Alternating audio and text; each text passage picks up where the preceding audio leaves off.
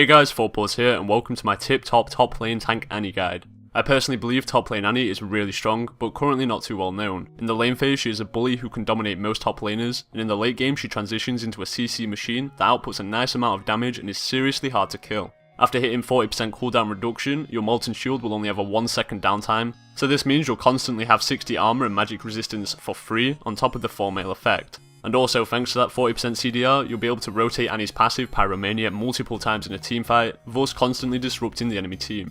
I think she's the new Rise with just a bit less damage, and I'll be surprised if we don't see her played at a competitive level anytime soon.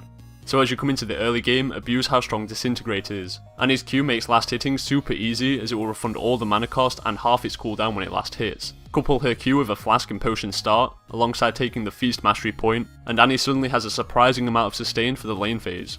Depending on the matchup, you can also choose to bully your opponent through use of Annie's insane attack range, and pressuring them by just having your stun available. Always try to play from Annie's max range, and you should have the edge on almost every lane opponent. Don't forget that Annie does lose pressure while her stun is not up, so don't play too greedy when you have no stacks on Pyromania, as this is when you're most vulnerable to counter trades or being ganked.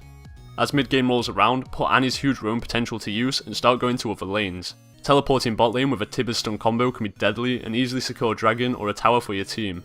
Just keep in mind that Annie transitions into a tank later into the game, so don't expect to go bot at level 6 and have no threat to dying to burst.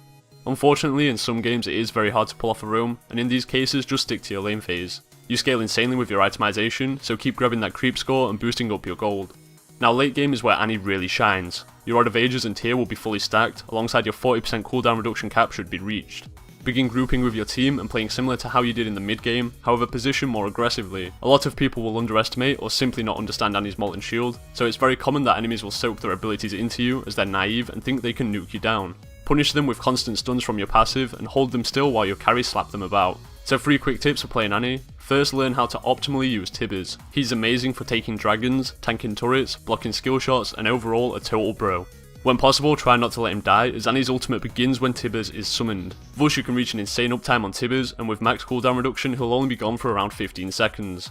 Remember to keep up your Molten Shield. With the build path of Tier and Rod of Ages you have no excuse to not have it up, as you have a huge mana pool and the ability only costs 20 mana. If you think you might accidentally forget to refresh the shield, just pretend you're a Cassiopeia main and spam the E key throughout the teamfights.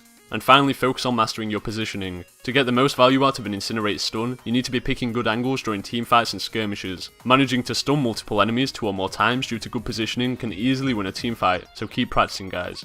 So that concludes my tank Annie guide. This end slate graphic shows my suggestion for when you play Annie, but obviously feel free to implement your own playstyle into your setup. If you enjoyed this video, please feel free to leave a like down below, comment your thoughts, and subscribe for future content. Thanks for watching guys, and I'll see you in my next video.